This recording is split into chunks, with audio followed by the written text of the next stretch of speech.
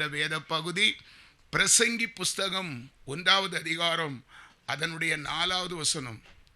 ஒரு சந்ததி போகிறது, மறு சந்ததி வருகிறது, பூமியோ என்றென்றைக்கும் நிலைத்திருக்கிறது. நிலைத்திருக்கிறது என்கிற தலைப்பிலே இன்றைக்கு தெய்வ செய்தியின் தலைப்பு நிலைத்திருக்கிறது. நிலைத்திருங்கள் கர்த்தருக்குள். அல்லேலூயா.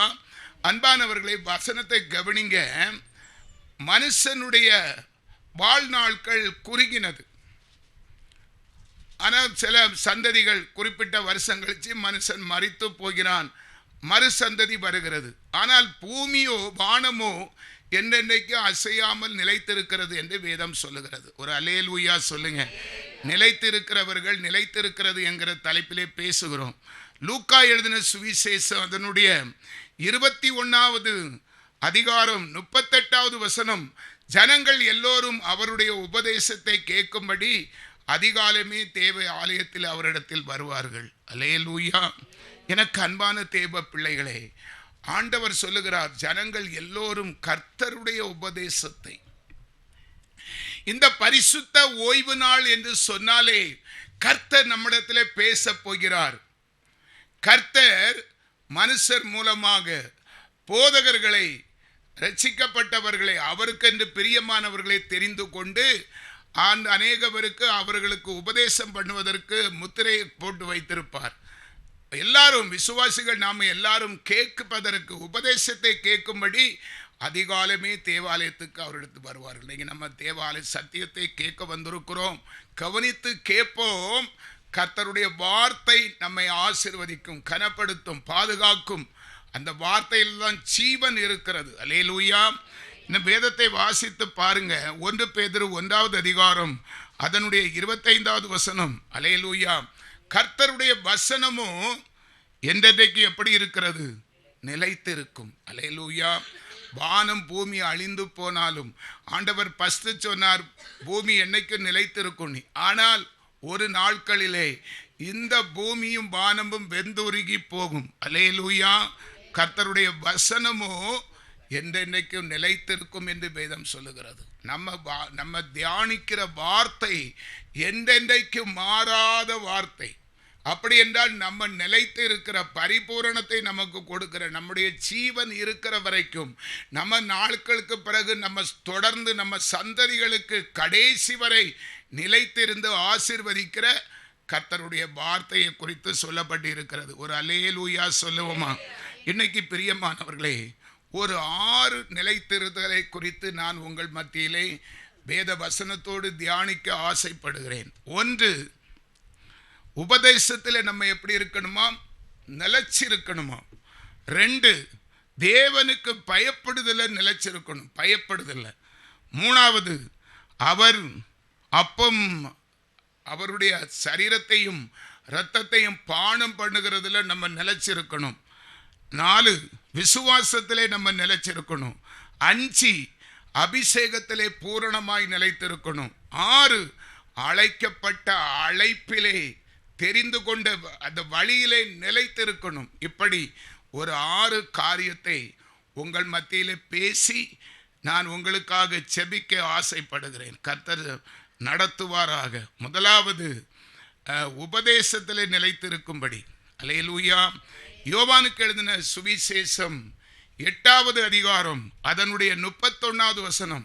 இயேசு தம்மை விசுவாசித்த யூதர்களை நோக்கி, நீங்கள் என் உபதேசத்திலே நிலைத்திருந்தால் மெய்யாகவே என் சீசராய் இருப்பீர்கள். ஒரு அல்லேலூயா சொல்லணுமா?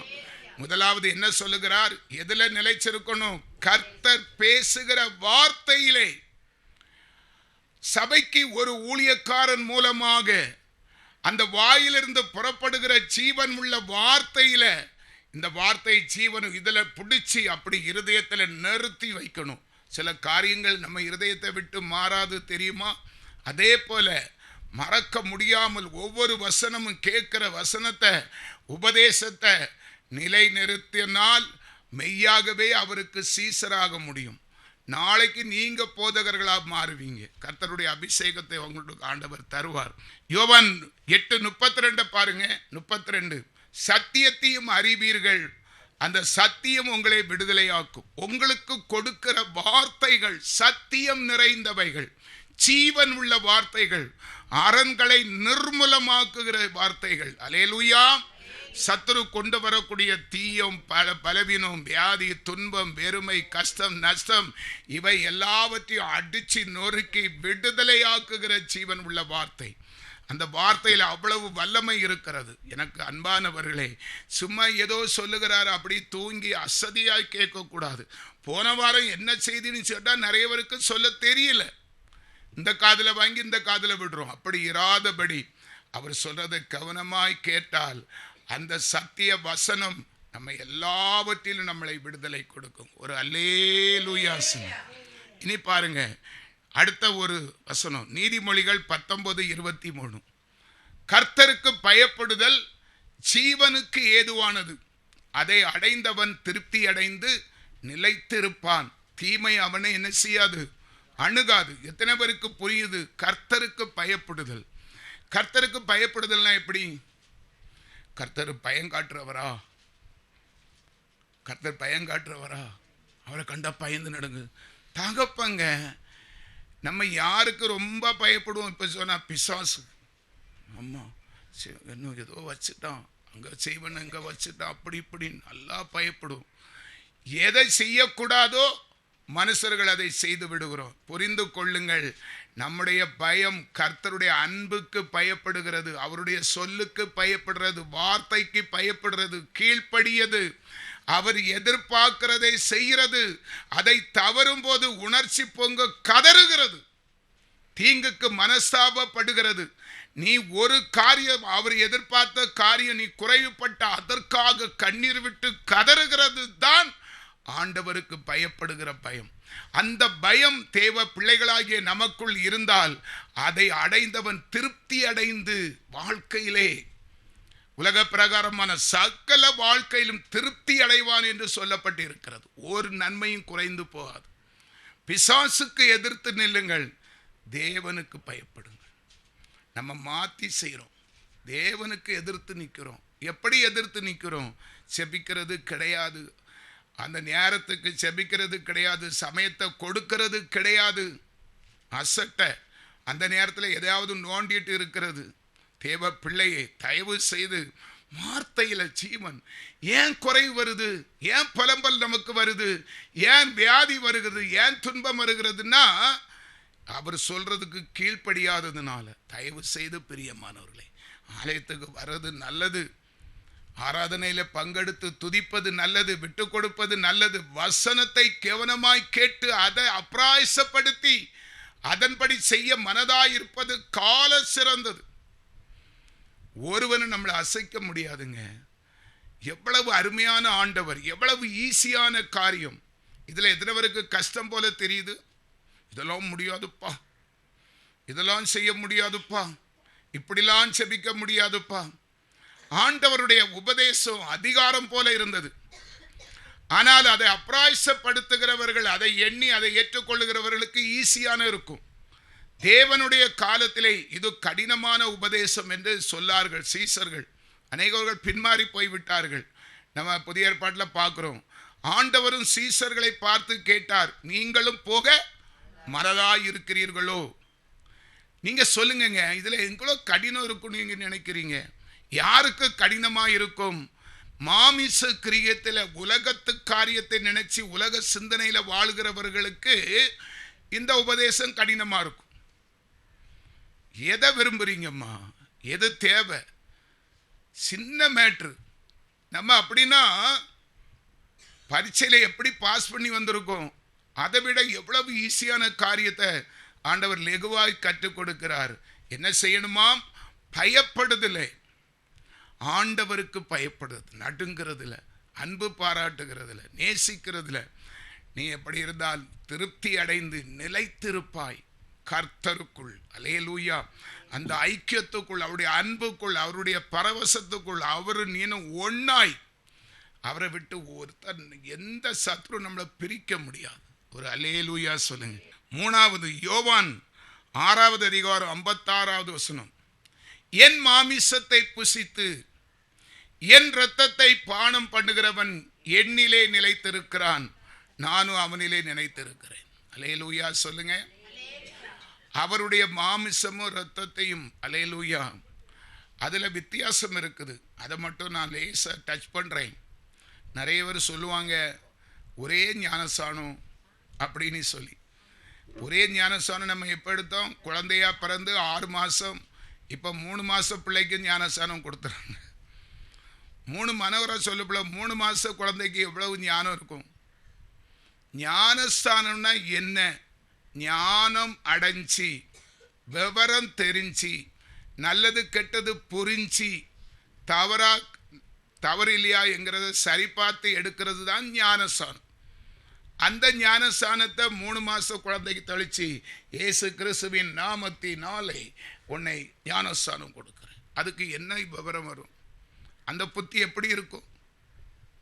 இப்போ நீங்கள் விவரம் தெரிஞ்சு எடுக்கிற ஞானஸ்தானம், அதில் நிறைய கட்டுப்பாடு சொல்லி தான் போதகர் உங்களுக்கு ஞானஸ்தானம் கொடுப்பாங்க. அதிலே நீங்கள் விவரம் அடைஞ்சிருவீங்க.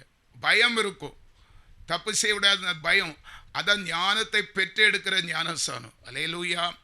அதுக்கு பிறகு அந்த ஞானஸ்தானம் ஆண்டவரோடு ஒப்புரவாகுது, உடன்படிக்கை. நானும் தேவனும் ஒன்றாய் இருக்கிறோம். இன்று முதல் என்னுடைய சுயம், என்னுடைய மாமிச சுயம், கோபம், எரிச்சல், ஆண்டவர் விரும்பத்தக்காத எல்லாத்தையும் நான் சிலுவையில் அறைந்து விட்டேன். இன்று முதல் தேவனுடைய சத்தியத்தை கவனிப்பேன், அவருக்கு நடுங்குவேன் எல்லாம் சொல்லி ஒப்புரவாகி, அப்படி நானும் என் தேவனும் இன்று முதல் உடன்படிக்கை செய்கிறோம். அதை ஒற்றுக்கொள்கிறேன்னு சொல்லி ஒப்பு கொடுத்து முங்கி எடுக்கிறது. முங்கி எடுக்கிறதுனா பழைய மனுஷன் முழுமையாய் சாகணும். ஒரு மனுஷனுடைய முடியல வர பாவம் தொங்கியிருக்கும். அல்லேலூயா. அதனால அது முழுவதும் பாவத்துக்கு செத்து சாகணும்னா தண்ணிக்குள்ள முங்கணும். முங்கி நீதிக்கு பிழைத்திருந்து தெளிச்சா எத்தனை இடத்துல போய் அது படும்? கொஞ்சம் புரிஞ்சு. இதுக்கு ஒருக்கா அதுக்கு எத்தனை பேர் மடிக்கிறாங்க? சரி, அதெல்லாம் விளக்கி சொல்லலை. ஆண்டவர் சொல்லுகிறத அப்படியே நான் சொல்றேன். என் மாமிசத்தை புசித்து என் ரத்தத்தை பானம் பண்ணுகிறவன் என்னிலே நிலைத்திருக்கிறான், நானும் அவனிலே. அப்ப அந்த ஆண்டவரை நமக்குள்ளே வந்துட்டாருன்னு சொன்னா அதுக்கு கூட நிறைய பேருக்கு மனசு இல்லை. ஞானஸ்நானம் கட்டாயப்படுத்தி எடுக்க வைக்கக்கூடாது. அநேகருக்கு என்ன சொன்னாலும் மொண்டையில ஏறவே மாட்டாங்க. உலகத்தில் நல்லவங்க, உண்மை உள்ளவங்க, வேலையில் உறுதி உள்ளவங்க, ஆனால் ஆவிக்குரிய கண்களில் உலகம் என்ன செய்யும்? சபையில் ஆண்டவர் என்ன சொல்லுகிறார்? ஆண்டவருக்கு தான் நம்ம செவி சாய்க்கணும். இன்னைக்கு சபைகள் பல ரூபத்தில் இருக்கிறது. மாமிச சபை, அந்த சபை, இந்த சபை அப்படி இருக்குது. சரி, நான் அதெல்லாம் பேசுகிறேன் பாருங்க. அந்த நல்லவர். அல்லேலூயா. சரி, நம்ம ஆண்டவர் சொல்லுகிறார், இதை மனசில் வச்சிடுங்க. 57 படும். 57 ஜீவன் உள்ள பிதா என்னை அனுப்பினது போலவும் நானும் பிதாவினால் பிழைத்திருக்கிறது போலவும் என்னை புசிக்கிறவனும் என்னிலே பிழைப்பான். அல்லேலூயா சொல்லுங்க. எவ்வளவு பெரிய சிலாக்கியங்க! அந்த ஆண்டவரோடு ஒப்புரவாகி அந்த பரிசுத்த அவருடைய சரீரத்தையும் அவருடைய இரத்தத்தையும் மாசைக்கு ஒருக்கா 30 நாளைக்கு ஒருக்கா புதுப்பித்து கொண்டே இருக்கும். இடையில வரக்கூடிய பெரிய பிரச்சனை எல்லாம் அப்படி தெளிஞ்சு ஓடிக்கிட்டே இருக்கும். ஆனால் ஒருக்கா சொல்லுகிறேன், அபாத்திரமாய் அதை புசிக்க கூடாது. பரிசுத்தம் பேச்சில் இல்லை. நிறைய பேர் அபாத்திரமாக புசிச்சுக்கிட்டு இன்னும் பலவீனத்தில் மீள முடியாமல் இருப்பாங்க. பலவீனம் அப்படிலாம் வரும், தெரியாது. கேட்டால் நமக்கு அந்த பலகீனம் இப்படி வரும். அபாத்திரமாய் நிர்விசாரமாய் ஆண்டவரோடு ஒப்புரவாகிறது லேசான ஒரு காரியம் இல்லை. அதெல்லாம் ஒப்புதல் வாங்கிக்கிட்டு தான் ஞானஸ்நானம். அது ஒப்புதலை நம்ம அசட்டை பண்ணுறோம். ஒப்பு கொடுத்துட்டு தான், ப்ராமிஸ் பண்ணிக்கிட்டு தான் நான் இப்படி நடப்பேன், கர்த்தருடைய வார்த்தைக்கு கீழ்ப்படிவேன், கர்த்தரை தேடுவேன், அவர் நான் ஒன்றாய் தேவனுடைய கிரியை எனக்குள்ளே வெளிப்பட ஆசைப்படுவேன், இதெல்லாம் சொல்லிக்கிட்டு தான் ஞானஸ்நானம். அந்த ஒப்பந்தத்தை மீறுகிறதுனால சில பேருக்கு பலகீனம் குறையவே குறையாது. எந்த மருந்து கொடுத்தாலும் குறையாது. அது ரொம்ப முக்கியம். 1 கொரிந்தியர் 11வது அதிகாரத்தில் அது அழகாக சொல்லப்பட்டு இருக்கிறது. எனக்கு அன்பானவர்களே, அப்படி என்றால் 3 காரியம் நம்ம நிலைத்திருக்கிறது எப்படி என்று குறித்து தேவன் பேசிக்கொண்டு இருக்கிறார். ஒன்று, முதல் என்ன சொன்னார்? உபதேசத்தில் நிலைத்திருக்கணும். ரெண்டாவது தேவனுக்கு பயப்படுகிறதுல. மூணாவது கர்த்தருடைய சரீரத்தையும் இரத்தத்தையும் பானம் பண்ணுங்கள். பரிசுத்தமாய் பானம் பண்ணும்போது நிலைத்திருந்து பிழைத்திருப்போம். நிலைத்திருந்து பிழைத்திருப்போம். அல்லேலூயா, சோதரம். பாருங்க, அடுத்த ஒரு காரியம், நாலாவது 1 கொரிந்தியர் 16வது அதிகாரம் 13வது வசனம். அல்லேலூயா. 1 கொரிந்தியர் 16. விழித்திருங்கள், விசுவாசத்திலே நிலைத்திருங்கள், புருஷராய் இருங்கள், திடன் கொள்ளுங்கள். அது என்ன? விசுவாசத்திலே நிலைத்திருக்கணுமா, விழித்திருக்கணுமா? எத்தனை பேர் அதிகாலையில் விழித்திருக்கிறோம்? விழித்திருப்புனா என்னங்க? அதிகாலை ஜெபம். ஜெபத்திலே விழித்திருங்கள், விசுவாசத்திலே நிலைத்திருங்கள், புருஷராயிருங்கள், ஆண்டவருக்கு பிள்ளையாயிருங்கள், திடன் கொள்ளுங்கள். தேவ பிள்ளையை தயவு செய்து அதிகாலை அந்த நேரத்தை ஆண்டவருக்கு ஒதுக்கிருங்க. இந்த 3 மணி 2 மணி எல்லாம் ஆண்டவர் ரொம்ப சந்தோஷம். ஆனால் மனுஷனுக்கு அதுதான் ஒரு முக்கியமான வேலை, அசந்து உறங்குற வேலை. அசதி நமக்கு இருக்கக்கூடாது. அந்த அசந்து அந்த நேரத்தை தேவனுக்கு. நேரத்தெல்லாம் நான் 2 மணிக்கு எனக்கு முழிக்கவே முடியல. 3 மணிக்கு தான் முழிச்சேன். என்ன வேதனை, என்ன வேதனை, என்ன பயம். ஆண்டவர் வருத்தப்படுவாரோ? கண்டிப்பாக இருக்கும். பேச்சில் இல்லைங்க, அப்படியே ரொம்ப மன்னிச்சிடும். அதுக்கு பிறகு இங்கே அந்த நேரத்தை ஒரு 25-40 நிமிஷம் இங்கே இருந்து அழுது பார் வச்சுட்டு இருந்தேன். இருட்டுக்குள்ளே லைட்டெல்லாம் அணைச்சி, அப்படி ஒருத்தருக்கும் தெரியாமல். அதாவது நமக்கு அந்த அதை நம்ம செய்ய வேண்டிய கடமை. விழித்திருந்து செபிக்கிறது நம்முடைய கடமை. ஆண்டவர் அதிகாலையிலே விசிட்டு வருவார். உன்னத பாட்டு புஸ்தகத்தில் நம்ம பார்க்குறோம். சுரமித்தியே, புறாவே, மகிமையே, என் துணையே, உத்தமியே, கதவை திற. அப்படி என்றால் நேசர் தூங்குறதே கிடையாது. நமக்கு சில மணி நேரத்தை ஆண்டவருக்கு செலவழிச்ச என்ன குறைஞ்சி போயிடும்? பலம் குன்றி போகும்னு நினைக்கிறீங்களா? நோ நோ நோ, பலம் ஜாஸ்தியாக இருக்கும். எவ்வளவு தூரம் காத்திருந்து நீங்கள் செபத்தில் தரித்திருக்கிறீங்களோ, அதிகாலையில் விழித்திருந்து செபிக்கிறீங்களோ, காண்டாமிருகத்துக்கு ஒற்ற பலன். அதுதாங்க ஆண்டவருடைய அன்புக்கும் உலக காரியத்துக்கும் உள்ள வித்தியாசம். நீ உறங்கி முழிச்சு பாரு, வேலை செய்து பாரு, அடுத்த நாள் டயர்டாக இருக்கும். விழித்திருந்து செபித்து பாரு, பலனடைவாய். விசுவாசத்திலே நிலைத்திருக்கணுமா, நம்பிக்கையில். கர்த்தர் செய்வார். எப்போ செய்வார்? இவ்வளோ நாள் போகிறது, எத்தனை நாள் இப்படி கஷ்டப்படுது? இப்படியெல்லாம் கேட்டால் நாட்கள் தள்ளி போயிட்டே இருக்கும். தயவு செய்து கேள்விகளை கேட்க நமக்கு அனுமதி இல்லை. இஸ்ரவேல் ஜனங்கள் அப்படித்தான் கேட்டு 40 நாட்கள் போக வேண்டிய வழியை 40 வருஷங்கள் செலவழித்தார்கள். ஆசீர்வாதம் தள்ளி போயிடும். 40 நாட்கள் தான் வழி கானான் தேசத்துக்கு. எகிப்திலிருந்து 40 வருஷம் நீட்டி போட்டார். முறுமுறுக்க உன் நாட்கள் கேடு உள்ளதாய் மாறும். என்னைக்கு தான் கிடைக்கும்? எத்தனை நாள் இப்படி அலைகிறது? முடியலையே, கஷ்டமாக டெய்லி இப்படி டெய்லியா? நிறைய பேருக்கு அப்படி ஒரு சிந்தனை, சலிப்பு. ஏங்க, ஆண்டவருக்குள்ள இருக்கிற சலிப்புன்னா அவரும் சலிக்கத்தான் செய்வார். தேவப்பிள்ளை, உண்மை, கண்கண்ட உண்மை. 40 நாளுக்கு 40 வருஷம், ஒரு நாள் 365 நாள் தள்ளி போய் விட்டது. நீ இதெல்லாம் முறுமுறுத்துக்கிட்டு சோம்பலா வந்துருந்துட்டு கிடைக்கலன்னா கிடைக்காது, தள்ளி போகும். தயவு செய்து ஆண்டவர் எச்சரிக்கிறார். நம்ம அது வசனத்துக்கு தான் கீழ்ப்படியணும். அப்போ என்ன செய்யறதால புருஷராக இருக்கணும், கர்த்தருக்கு தேவனுக்கு பிள்ளையாக இருக்கணும், திடன் கொள்ளணும், திடப்படணும். சோந்தர் ஒரு மாதிரியெல்லாம் குலையக்கூடாது. செபத்தில் எது செய்தாலும் உற்சாகமாய் கம்பீரமாய் எக்காலத்தை போல சத்தத்தை உயர்த்தி.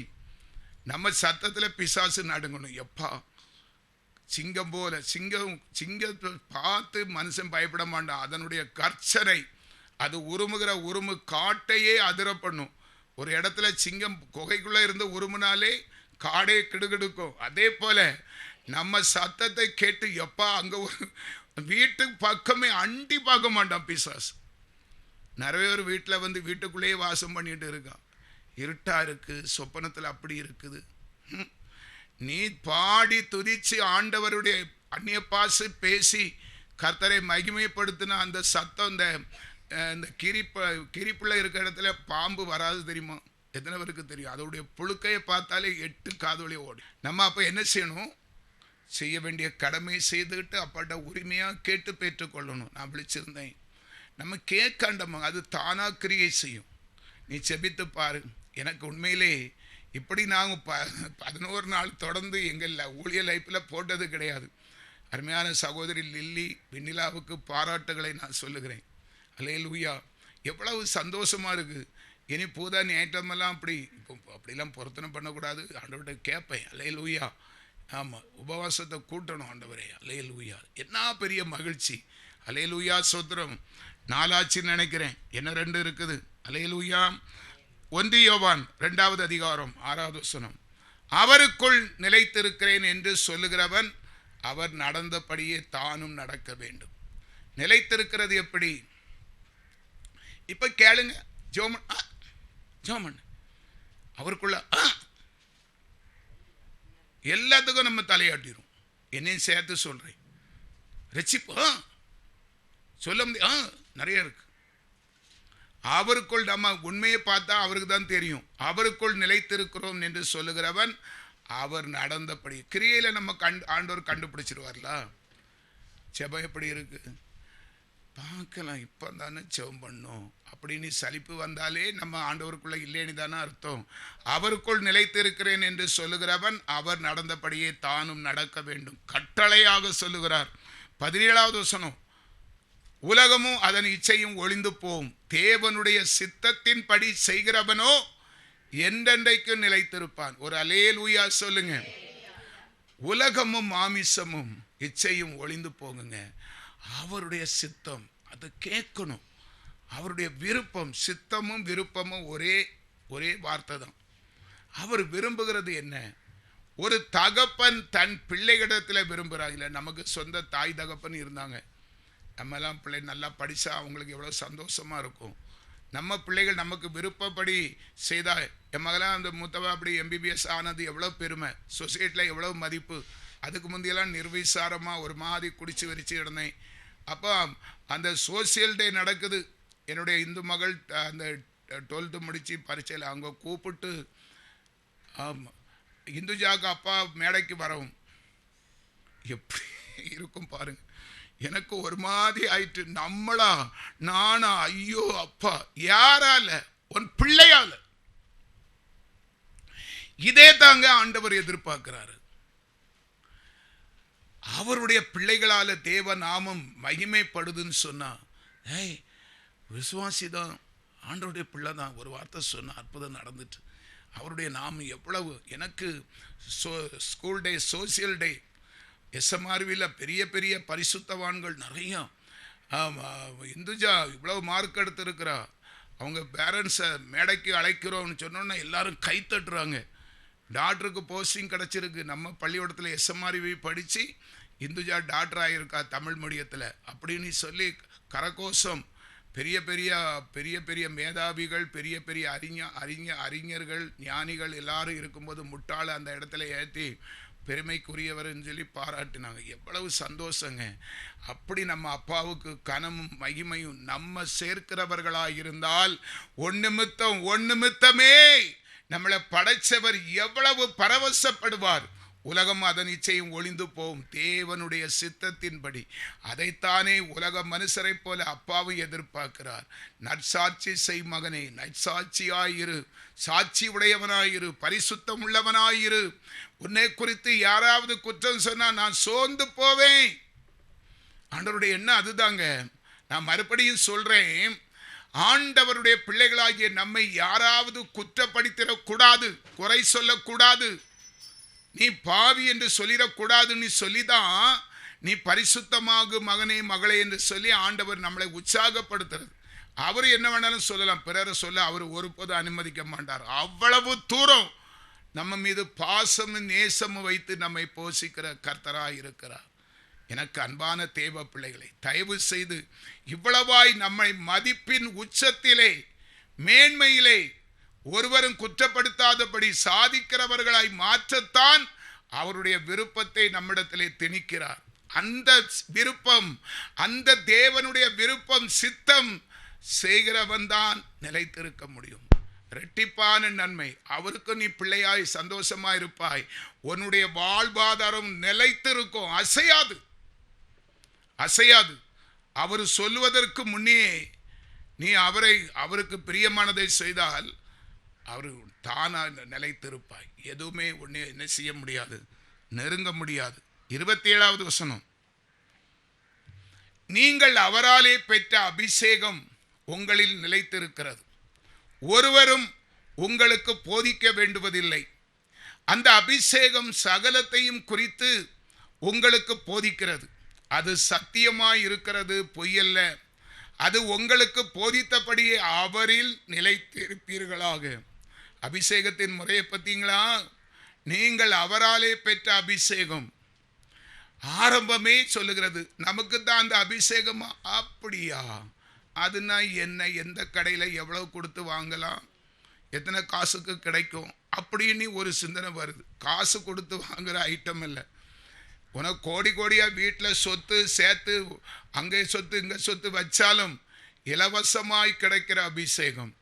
நீங்கள் அவராலே பெற்ற நிறைய பேர் அபிஷேகம் பெற்றும் தரிசனம் கண்டும் அவருடைய வார்த்தைக்கு கீழ்ப்படியாததுனால எவ்வளவு அபத்தமான காரியம். அப்பாவை துக்கப்படுத்தி, அப்பாவை அசட்ட பண்ணி, அவரை சோர்வடைய செய்து, அவரை முகச்சொலிக்க, உன் பெத்த தகப்பனை மறந்து. நிறைய பேர் அப்படித்தானே, பெண்கள் கூட தாய் தகப்பனை மறந்து இன்னொருத்தன் போதும். நிறைய பேர் பார்க்குறோம் இல்லையா? அதெல்லாம் நம்ம எவ்வளோ அந்த மாதிரி பேரண்ட்ஸுக்கெல்லாம் எவ்வளவு துக்கமாக இருக்கும். நேற்று வெள்ளணும் போது நான் கல்யாணம் பண்ணால் அவனைத்தான் பண்ணுவேன், இல்லைன்னா எனக்கு கல்யாணமே வேண்டாம். பெத்த பேர் எப்படி துடிக்கும், அவமானப்படுத்திக்கிட்டு புருஷன் போதுன்னு போவாங்க. போலீஸ் ஸ்டேஷனில் பார்த்துருக்குறோம். அல்லேலூயா. அதே போல தாங்க எதிராளி அவன் குடிகாரனா இருப்பான். தாய்க்கு தகவல் தெரியும், மகளே அது வேண்டாம் மகளே, அவன் பொல்லாதவன், உன்னை கஷ்டப்படுத்திடுவான்னு சொன்னாலும் நீ வேண்டாம், நீ என்ன போ. எனக்கு போலீஸ் இன்ஸ்பெக்டர் கேட்பாரு, உங்கள் அம்மா அப்பா வேணுமா? எங்கள் அம்மா வேண்டாம், அப்பா வேண்டாம். அவங்க டார்ச்சர் தாங்க முடியல, இவ்வளோ நாளும் அவர்கிட்ட இருந்தது போதும், அவரு போதும். அவரு அல்லேலூயா. அங்கே போய் குத்து குடையுது, வேதனை அடியும் உடையும். ஐயோ அம்மா, அல்லேலூயா. அதுதாங்க நாம தேவனுடைய அபிஷேகம் பெற்று அவரிலே நிலைத்திருக்கிறது அவர் விரும்புகிறாரு. பிசாசுக்கு பிள்ளையா அவன் கொடுக்கிற சின்ன அன்புங்கிற பொய். மனுஷன் அப்படிதான் அன்பை காட்டி ஏமாத்துவான். மனுஷன் வாலிபர்கள் பெண்களை அப்படித்தானே வசப்படுத்துறது. அன்புல உருகுனது போல சென்டிமெண்டா பேசுனதுல அவன் மனுஷன் தீப்பட்டி, பெண்கள் மெழுகுவர்த்தி. அது ஒரு நாள் சிரிச்சா இவங்க வாழ்நாள் பூதா கரைஞ்சிருவாங்க. மெழுகு அப்படித்தானே கரையும். தீக்குச்சி ஒரு நேரம் சிரிச்சா மெழுகுவர்த்தி வாழ்நாள் முழுவதும் கரைஞ்சி போகும். அடுத்து வரக்கூடிய நிலைமை தெரியாம பிசாசு காட்டுகிற உலக சிற்றின்மை செல்லப்பார். ஓ பாரு பாரு எவ்வளவு ஆசையா இருக்கு.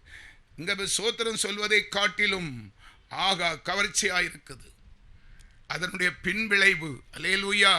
தயவு செய்து பிரியமானவர்களே, ஆதங்கத்தில் இல்லை, உணர்த்தப்பட்டு தேவ ஆவிலே உணர்த்தப்பட்டு சொல்லுகிறேன். கர்த்தரிடத்தில் கேட்குறேன், 11 நாளும் எனக்கு வார்த்தையை தரணும் ஆண்டவர், எங்களை மாற்றணும்னா இந்த வசனத்துக்கெல்லாம் நீ ஒப்பரவாகணும்.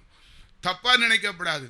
இவன் இப்படி பேசுகிறான் கூட்டி கொண்டு வச்சு அப்படிலாம் நினைக்கக்கூடாது. தயவு செய்து நம்ம திருந்துவதற்கு ஒரு வாய்ப்பு. எனக்கு உண்மையிலே நான் உங்களுக்கு பிரசங்கம் பண்ணுற எனக்கு ஒரு பெரிய இன்னும் அந்த ஆசையாக இருக்குது.